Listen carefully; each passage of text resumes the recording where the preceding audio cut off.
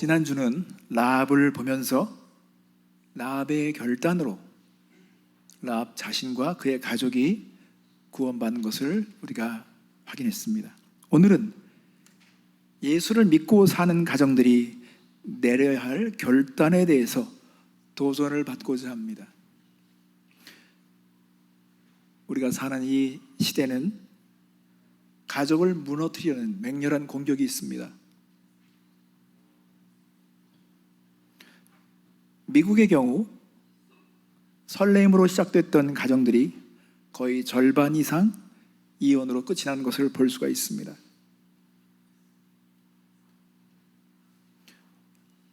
누군가 와, 우리 집은 비참해 라고 말했을 때 그 사람이 말한 것은 우리 집의 벽돌이 비참하다고 말하는 것이 아니죠. 앞마당에 깔린 잔디가 비참하다는 것도 아닙니다. 음식이 비참하다, 음식이 여러분 맛이 없다, 아니면 숟가락이 비참하다, 이런 것도 아닐 것입니다. 우리 집에 살고 있는 사람들의 관계가 비참하다는 뜻일 것입니다. 가족 안에 만족함이 없다면 만족스러운 가정을 만들어 한 것은 불가능한 일입니다. 그러면 무엇을 어떻게 해야 할까요? 차를 오랫동안 운전해 본 사람들은 경험하는 것이 있어요. 핸들이 심하게 흔들리거나 떨림이 느껴질 때 메카닉을 찾습니다. 이때 차가 똑바로 가지 않고 약간 비껴가는 것을 느끼게 되면 이 문제는 핸들의 문제가 있는 것이 아니라 휠 얼라이먼트에 문제가 있습니다. 제가 발음이 휠 얼라이먼트에 문제가 있습니다. 제가 이거 하는데 계속 딸이 지적해 주는데,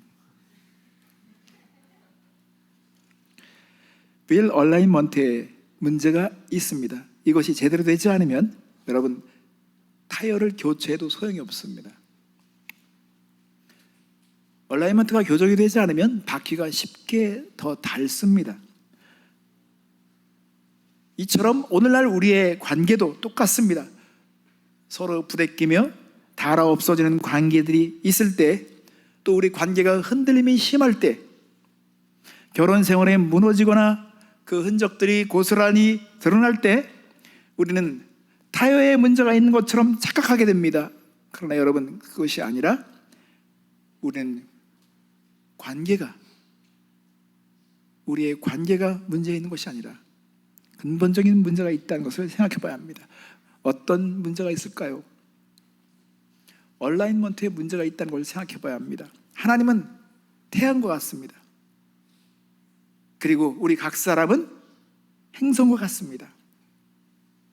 이런 행성들이 태양을 중심으로 중력의 끌어당김 안에 머물 때만 우리가 궤도를 유지할 수가 있습니다. 결혼의 창조주신 하나님께서는 우리 결혼 관계 안에 정하신 법칙이 있습니다. 그 법칙이 잘 유지될 때 그 관계가 바르게 정렬될 수 있는 것입니다. 애매한 것을 고치려고 하다 보면 우리는 더 피곤해질 수 있습니다. 가정이 제대로 정렬되지 않는다면 우리가 관계가 새롭게 교체된다 할지라도 그것은 근본적인 해결이 되지 못할 것입니다. 마치 타이어를 교체하듯이 이 관계만 바꾸면 되겠지, 절대 그렇지 않습니다. 하나님은 우리가 이 중력의 법칙에 의존해야 한 행성들처럼 우리가 하나님과의 관계가 바로 될 때에 하나님께서는 회복을 시작하실 것입니다. 우리 모두는 건강한 가정을 세워가야 합니다. 그리고 예수님을 믿지 않는 사람들이 우리의 가정을 볼 때 와, 우리도 저렇게 되고 싶다라고 그들이 부러움을 살 만한 가정들이 되어야 합니다. 도전을 줄 수 있는 가정들이 되어야 합니다. 그러면 어떻게 건강한 가정을 세울 수 있을까요? 기독교의 가정들은 하나님에 대한 개인적인 헌신과 결단에서 시작됩니다.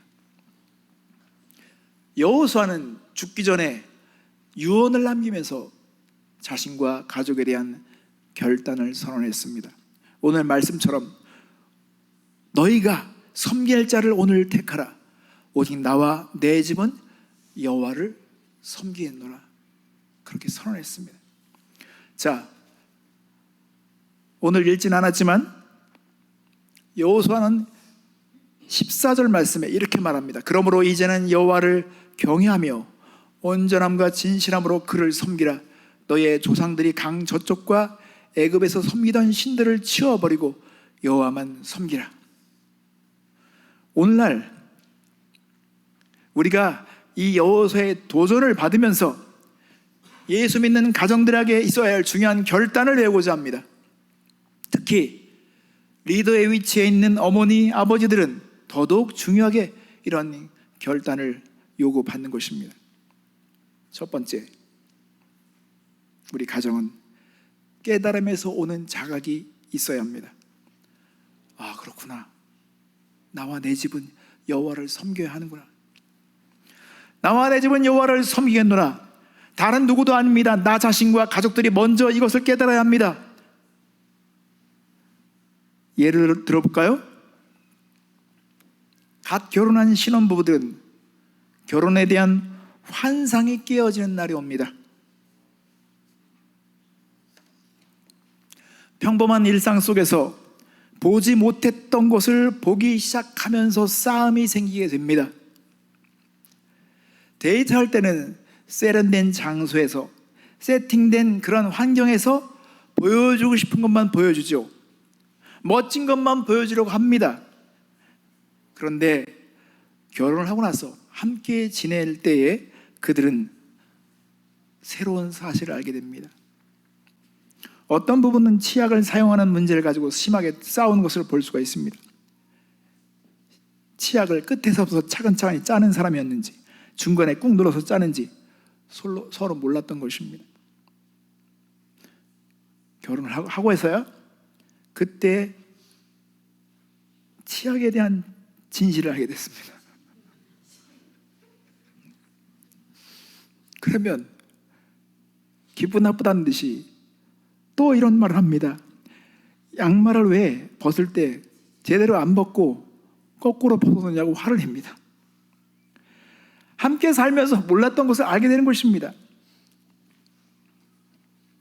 물어보고 싶은 게 있어요. 우리 청소년 여러분, 집에서 설거지 누가 다 해요?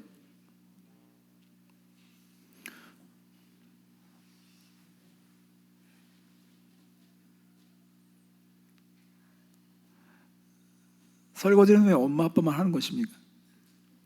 그러면 결혼하고 딱 시작되면 설거지 할 수 있는 막 갑자기 에너지가 막 생기나요? 아, 나 설거지 하고 싶어. 이제 결혼하면 그 진실이 드러날 것입니다. 얼마나 설거지를 하기 싫었던 사람인지. 제가 우리 제니스에게도 그럽니다. 지금 이 모습 곧 남편이 될 사람이 볼 것 같은데?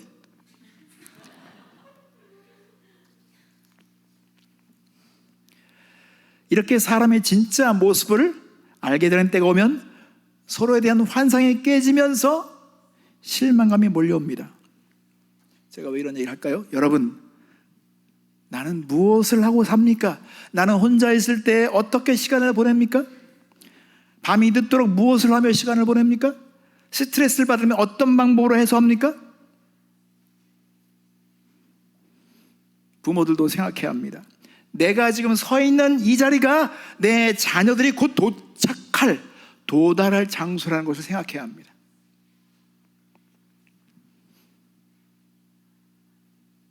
엄마 아빠가 스트레스 푸는 방법을 보고 배웁니다. 식성만 담는 게 아닙니다. 부모가 화끈한 걸 좋아하면 자녀들도 화끈한 걸 배웁니다. 아직 결혼하지 않은 우리 젊은 학생들은 생각해야 합니다. 멋진 결혼식이 행복한 가정을 보장하지 않습니다. 요즘에 미국에서 결혼식을 제대로 하려면 몇만 불씩 들어간다고 하는데 그 돈을 거기다 쓰지 말고 미리부터 성숙하고 건강한 산으로 되기 위한 준비를 위해서 써야 합니다. 나는 어떤 남편이 될 것입니까? 나는 어떤 아내가 될 것입니까? 이건 미리부터 생각해야 합니다. 나는 어떤 아버지가 될 것입니까? 나는 어떤 어머니가 될 것인가요? 미리 생각하고 기도하고 꿈꾸는 사람이 지혜로운 사람입니다. 그러므로 우선 나를 목표해야 합니다. 다른 누군가가 아닙니다. 나를 모델로 만들어야 합니다. 내 가정은 정말 건강하고 아름다운 가정을 세울 것이다 하는 결단이 있어야 합니다. 그런 말이 있어요. 계획이 없으면, 목표가 없으면 이미 실패를 계획한 것이다. 그냥 실패한 것만 계속 보면서 투덜대고 마치 이렇게 희생자가 된 것처럼 그렇게 푸념하며 사는 사람이 있어요. 아닙니다. 그럴 시간에 우리는 계획을 세워야 돼요. 목표를 세워야 돼요. 난 다른 거 몰라. 나는 내가 세우려는 가정은 다를 것이라고 하면서 목표를 세워야 하는 것입니다. 자녀들이 성경을 사랑하는 사람이 되고 싶습니까? 되기를 원합니까? 그러면 부모들은 먼저 성경을 사랑하셔야 합니다. 개인적으로 하나님께서는 은밀히 깊은 경건의 삶을 사람들을 주목하십니다. 자녀들이 순결을 원한다면 여러분이 은밀한 삶 속에서 순결하게 살아야 합니다. 예수님은 은밀한 중에 행하는 것을 보시며 거기에 대한 보상을 약속하셨습니다. 여러분이 은밀히 행하는 일이 결국 자녀와 가족들의 삶의 모습으로 보상을 받게 될 것입니다. 다윗을 생각해 보십시오. 다윗은 10대 때 골리앗을 싸워 이겼습니다. 세월이 흘러 다윗이 죽었을 때, 죽을 때가 임박했을 때 그 침상에는 다윗의 용사들이 모여들었습니다. 성경에는 그들을 말할 때 그들도 거인을 죽인 자들이라고 기록합니다. 거기 다윗 주변에 모였던 사람들은 다윗이 10대 때 골리앗을 무너뜨린 것을 보지 못했습니다. 근데 다윗만 거인을 무너뜨린 것이 아니라 다윗과 함께 했던 사람들도 거인을 무너뜨렸다는 것입니다. 그럼 어떻게 이런 일이 가능했을까요?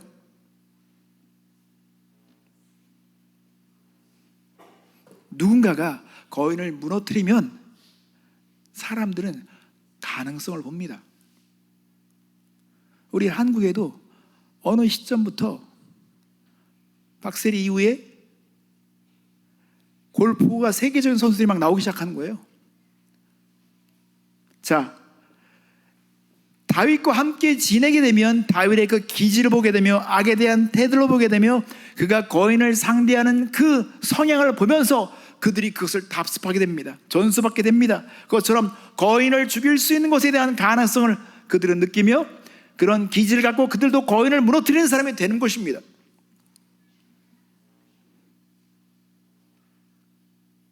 그런데 사울을 둘러싼 사람들의 목록에는 거인을 죽인 사람이 단 한 명도 없습니다. 왜 그럴까요? 사울은 두려웠던 사람입니다. 골리앗을 두려워했던 사람인 것입니다. 거인을 죽인 적이 한 번도 없습니다. 그렇기 때문에 그와 함께 했던 사람들은 모두 다 그렇게 사울을 닮았던 것처럼 자녀들은 부모의 행동이 아니라 자녀는 부모의 본질을 담습니다. 자녀의 그 본질을 담게 되어 있습니다. 부모가 조급하면 자녀들도 조급함을 담습니다. 부모가 쉽게 화를 내면 자녀들도 쉽게 화를 내는 것을 담습니다. 본질을 담습니다. 구약 성경에 보면 아간의 자녀와 고라 자손의 자녀가 대비되는 것을 볼 수가 있습니다. 여기는 큰 차이가 있어요. 아간의 자녀들은 아간이라는 그 아버지의 그 본질을 닮았습니다. 자, 여리고성을 정복할 당시에 하나님은 그 땅을 정복한 후에 탈취한 물건을 손에 대지 말고 하나님께 돌리라고 명령하셨습니다. 하나님은 순종을 보고 싶었어서 시험하신 거예요. 그런데 아간은 비싼 물건이 눈에 보이자 욕심이 생겼습니다. 그래서 몰래 땅속에 물건을 숨겨두었습니다. 그래서 아간의 범죄로 인해서 이스라엘 백성은 다음번 전쟁 아이성과의 전투에서 패배하게 됩니다. 희생자가 나왔고 쓰라린 패배를 경험했습니다. 이때 여호수아는 여리고 성과 같은 이 큰 성을 무너뜨리도록 하나님께서 함께 하셨는데, 이 작은 성에서 패배한 걸 보면서 너무 감당하기 안 되니까 너무 싫어서 옷을 찢으면서 하나님께 물었습니다. 하나님, 원인이 뭔지 알려주세요. 하나님은 이스라엘 백성 중에서 내 물건에 손댄 자가 있다고 말씀하셨습니다. 그래서 이것을 알아내는 과정 속에서 하나님은 아간과 아간의 가족들에게 회개할 수 있는 기회를 계속 주고 계셨습니다. 그런데 한 사람도 꼼짝하지 않는 거예요. 침묵으로 일관하는 거예요. 마지막 단계로 막 조여올 때까지도 그들은 아무렇게 반응하지도 않는 것입니다. 그래서 아간과 그의 가족들은 돌에 맞아 죽었습니다. 돌무덤에 다 깔려 죽었습니다. 여러분, 하나님께서는 이렇게 기회를 주고 계십니다. 고라의 후손은 어떻습니까? 고라의 후손들은 달랐습니다. 고라의 그 모세를 향한 반역, 모세에게 도전하는 것, 여러분, 경건한 하나님의 사람을 향해서 그들은 막 도전했어요. 당을 지어서 도전했어요. 근데 그때 그 고라의 자녀들 가운데 아버지 편에 서지 않은 자녀들이 있었던 것입니다. 하나님은 고라와 함께 했던 사람을 심판하였습니다. 땅에 갈라지면서 불이 그들을 삼켜버렸습니다. 아버지 편에 섰다면 모든 사람들이 다 죽었을 것입니다. 부모들이 잘못된 길로 갈 때에도 그것을 알아차리는 자녀들이 있습니다. 하나님의 말씀을 경외하는 자녀들인 것입니다. 제가 책에서 본 어떤 사람의 간증을 여러분에게 소개합니다. 추수감사절 눈이 내리고 있었습니다. 가족 잔치가 끝난 후에 그는 마실 것이 필요했습니다. 캐비넷을 열어보니까 술이 떨어졌어요. 그래서 술이 땡겨서 그는 모자와 외투와 장화를 신고 밖으로 나가 세 블록 떨어진 주류점을 찾아 걸어가기 시작했습니다. 목적지 중간쯤에 이르렀을 때 누군가가 자신을 따라오고 있다는 느낌이 들어서 뒤를 딱 돌아봤더니 막내 아들이 모자와 외투와 장화를 신고 아버지 걸음을 흉내내면서 조심스럽게 따라오고 있었습니다. 눈이 막 내린 그 아버지 발자국이 보이니까 그 발자국을 따라서 아들은 아버지를 존경하듯이 자랑스럽게 따라가고 있었습니다. 아빠가 아들에게 말했습니다. 딜런, 여기까지 왜 따라온 거야? 아들이 말했습니다. 아빠 발자국을 따라 걷고 싶었어요. 어렸을 때는 아버지가 행동하는 거 하나하나가 다 멋있거든요. 다 닮고 싶거든요. 뭐가 뭐 신비스러운 거예요. 더군다나 밤에 어딜 막 가니까. 아, 네가 내 발자국을 따라 걷고 있었구나 하면서 아들을 안아주는데 아버지는 속으로 생각했습니다. 나는 지금 술을 파는 곳으로 가고 있는데 내 아들도 이렇게 되기를 원하는 걸까? 그는 그때 비로소 자각이 일어났습니다. 깨달음이 왔습니다. 그날 이후에 그는 술을 멀리했습니다. 여러분, 자녀들은 언젠가 혹독한 현실 앞에 서는 날이 올 것입니다. 여러분 자녀들은 여러분에게 무엇을 보고 있습니까? 좋든 싫든 그들은 여러분의 발자취를 따라오고 있습니다.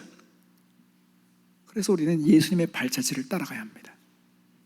이제 자녀들이 성장하면 성장할수록 이 세상의 유혹과 싸우는 법을 배울 사람이 필요한 것입니다. 맞서 싸울 수 있는 그런 영적인 기질을 가진 부모들이 되어야 하는 것입니다. 그래야 그들이 닮죠. 쉽게 포기하고 쉽게 좌절하며 쉽게 원망하며 쉽게 핑계를 대는 그런 부모들을 닮는다면 우리는 불행한 세대를 낳게 될 것입니다. 이럴 때 자녀들은 본받을 사람이 필요합니다. 그래서 예수님은 진정한 가족에 대해서 정의를 해주셨습니다. 마태복음 12장 48절 50절에 말하던 사람에게 대답하여 이르되 누가 내 어머니며 내 동생들이냐 하시고 손을 내밀어 제자들을 가리켜 이르시되 나의 어머니와 나의 동생들을 보라. 누구든지 하늘에 계신 내 아버지의 뜻대로 하는 자가 내 형제요 자매요 어머니니라 하시더라. 예수님은 누가 내 어머니며 내 동생들이냐고 물으셨습니다. 내 가족은 하나님의 뜻을 행하는 자라고 분명하게 밝혀주셨습니다. 예수님의 가족은 하나님의 뜻을 행하는 자, 곧 우리들인 것입니다. 우리는 예수님의 가족처럼 살아야 합니다. 그 시작과 출발점은 내가 바로 그런 모범이 되어보자 하는 것. 그래, 나부터 시작하자. 내 가족부터 시작되어야 한다는 이런 깨달음과 각성이 있어야 하는 것입니다. 그리고 이러한 깨달음이 있다면, 각성이 있다면 우리는 공개적으로 선언할 수 있어요. 선언해야 합니다. 그 선언에는 헌신이 담겨 있어야 합니다. 두 번째, 헌신 있는 선언을 보겠습니다. 여러분, 나와 내 집은 여호와를 섬기겠노라. 여호수아는 너희들이 섬길 자를 선택해. 뭐 조상신이든지 어떤 신이든지 섬길 자를 선택해. 그러나 나는 내 집은 여호와를 섬기겠다고 그는 헌신하며 선언한 것입니다. 아버지들이여 강하고 담대하십시오. 아버지들은 강하고 담대해야 합니다. 우리 가정에서 여호와처럼 강력하게 담대하게 나는 여호와를 섬기겠노라고 선언하는 아버지들이 있어야 하는 것입니다. 모세가 죽은 후에 하나님은 여호수아에게 1장 말씀에 3번이나 강하고 담대하라고 도전하셨습니다. 그리고 이때 백성들도 여호수아에게 여호수아여 우리는 당신을 따를 것입니다. 그러니 강하고 담대하십시오 라고 그들은 부탁했습니다. 여호수아조차 이런 권면과 회중들의 격려가 필요했던 것입니다. 우리는 강하고 담대해야 합니다. 겁쟁이들이 되지 마십시오. 성경이 보여주는 보는 힘과 확신을 가지고 선언할 수 있는 아버지들이 되기를 바라는 것입니다. 우리는 물러서지 않는다. 반드시 우리는 지켜갈 것이다. 나와 내 집은 주님을 섬길 것이다. 이 시대는 이러한 섬김과 헌신이 결단된 아버지들이 필요한 것입니다. 강하고 담대하게 선언하는 것이 오늘 이 시대는요, 오만한 사람으로 편견으로 가득 찬 사람으로 프레임을 씌워놨습니다. 담대한 선언을 거짓된 것으로 그렇게 해석하게 만들었습니다. 여러분, 단호한 생각, 사랑이 담긴 생각을 선언하는 것이 어떻게 그것이 오만하다고 볼 수가 있습니까? 아들아, 다른 사람이 다 그래도 너는 그러지 마라. 너의 미래를 생각해서 유익한 것을 선택해라. 이런 말이 오만한 것입니까? 이런 말이 왜 거짓된 것입니까? 오늘 이 시대에 거짓된 프레임에 속지 말아야 합니다. 그것은 오만한 것이 아니라 진정 사랑에서 나오는 것입니다. 부모들은 다 자녀들에게 담배 피우지 말아라, 마약에 손대지 말아라, 운전할 때 과속하지 말아라 이런 걸 막 가르치잖아요. 그리고 부모들은 예의에 대해서, 친절에 대해서 행동하도록 가르칩니다. 또한 수학과 문학과 과학과 역사에 대해서 알아야 된다고 강조합니다. 부모들이 생각할 때 중요하다고 생각하게 되면 그것을 가르칩니다. 그런데 하나님에 대해서는 주저합니다. 왜 그렇습니까? 왜 하나님에 대해서 가르치는 것은 주저하는 것입니까? 자녀들은 부모가 선언해 주지 않으면 그들은 스스로 답을 찾고자 할 것입니다. 어떤 자녀들은 그래서 이단에 빠지든지 부모의 권위와 다른 어떤 누군가의 권위를 따르게 될 것입니다. 그러므로 자녀들에게 왜 하나님이 필요한지를 정확하게 보여줄 수 있어야 합니다.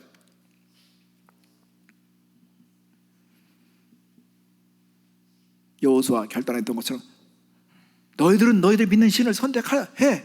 I don't care. 나는 내가 믿는 신, 나와 내 집은 여호와를 섬길 것이라고 선언했던 것을 여러분 기억하십시오. 우리는 지금 이 순간부터 선언해야 합니다. 하나님께 맡기면서 우리는 선언할 수 있어야 합니다. 그러니까 이스라엘 회중들은요, 여호수아에게 부탁한 거예요. 제발 우리가 당신을 따를 테니까 용기 잃지 마세요. 담대하십시오. 이처럼 오늘날 자녀들이 부모들에게도 이렇게 말할 수 있습니다. 엄마, 아빠, 용기 가지세요.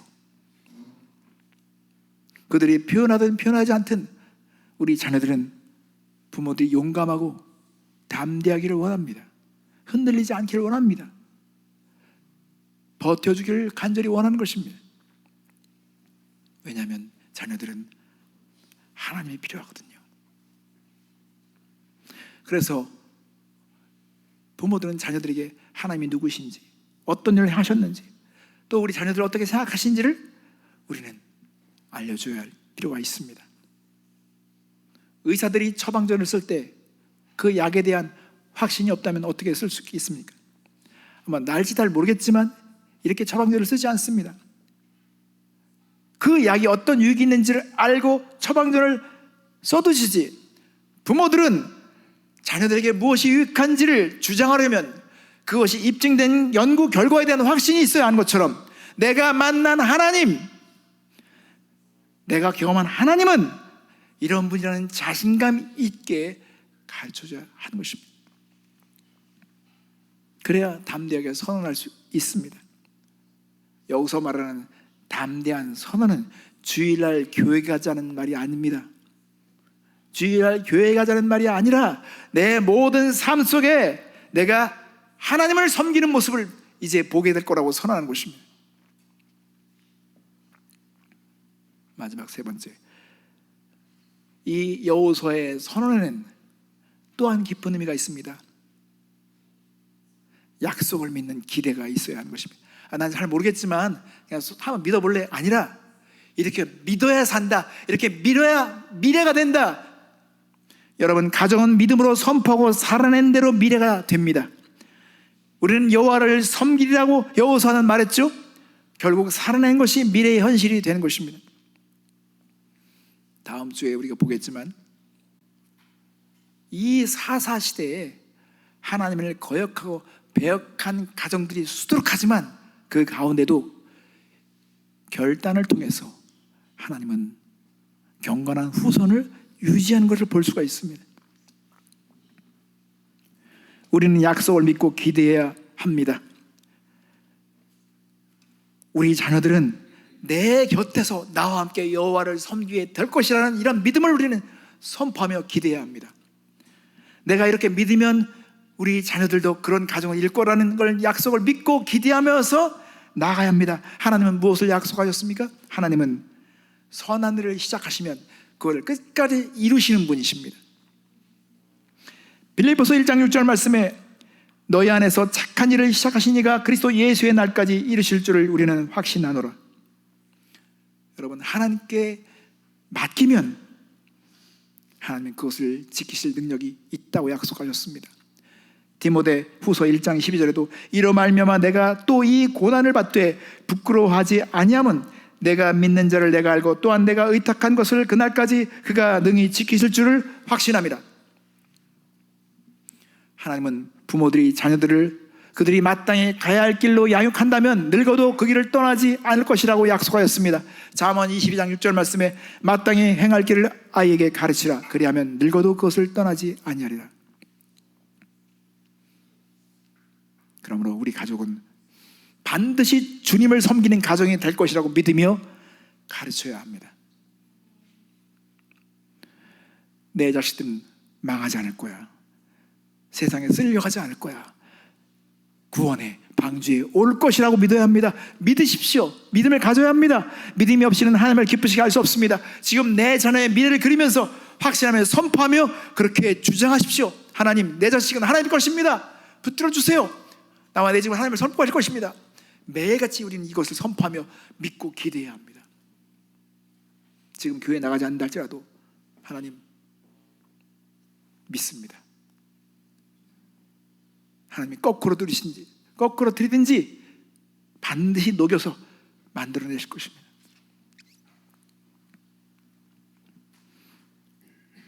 하나님은 하나님을 경외하는 가족, 하나님을 섬기는 가족에 대한 미래를 한 폭의 그림으로 그려주셨습니다. 시편 128편 3절 말씀에 내 아내는 열매 맺는 포도나무 같고 내 집과 내 자녀는 내 식탁주의 올리브나무 같으리라. 그래서 오늘 저와 여러분이 함께 실천하도록 제안하고 싶은 것이 있습니다. 여러분, 하나님께서는 식탁을 중요하게 보십니다.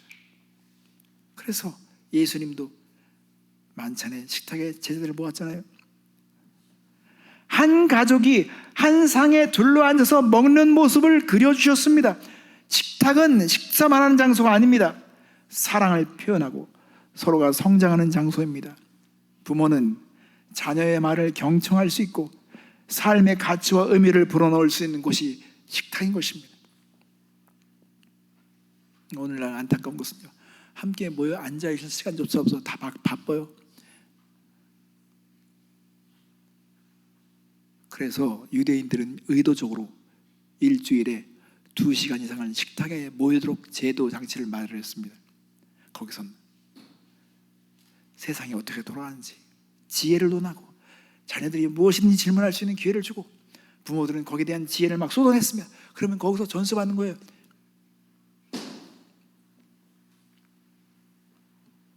올리브나무가 자라려면, 열매 맺도록 자라려면 15년의 세월이 걸립니다. 양질의 올리브를 생산하기 위해서는 햇빛을 받아야 하며 배수로가 잘 되는 환경에서 정성껏 가꿔줘야 합니다. 우리 자녀들이 이 식탁을 둘러싸서 함께 모여서 양육을 받는 것은 바로 그런 것입니다. 대화를 나누며 훈련과 양육을 위한 자리가 되어야 하는 것입니다. 부모와 함께 시간을 보내지 않는다면 여러분, 자녀들이 제대로 성장할 수 없습니다. 엄마 아빠가 너무 바빠서요.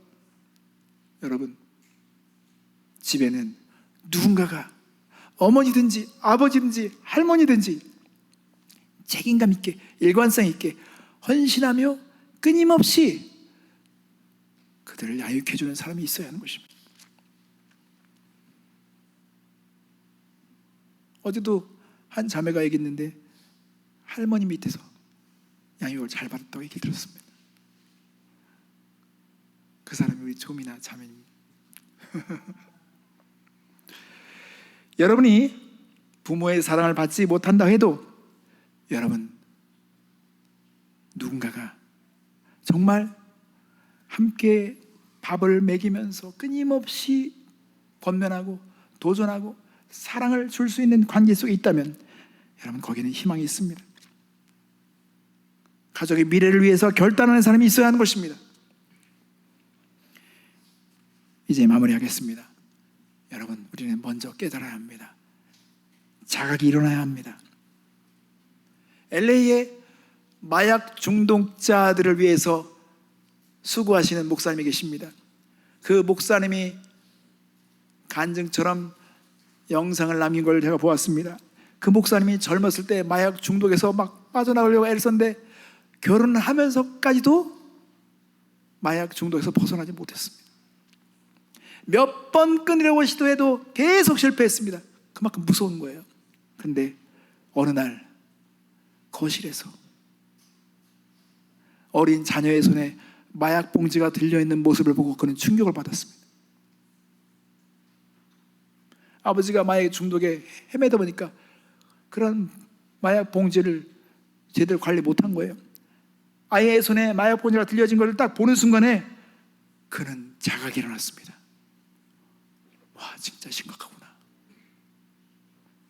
그래서 그는 그때 결단했습니다. 우리는 지금 마약을 하지 않습니다. 그러나 여러분, 우리도 버려야 할 것이 있습니다. 돌아서야 할 것이 있습니다. 그래서 우리는 awakening, 깨어나야 합니다.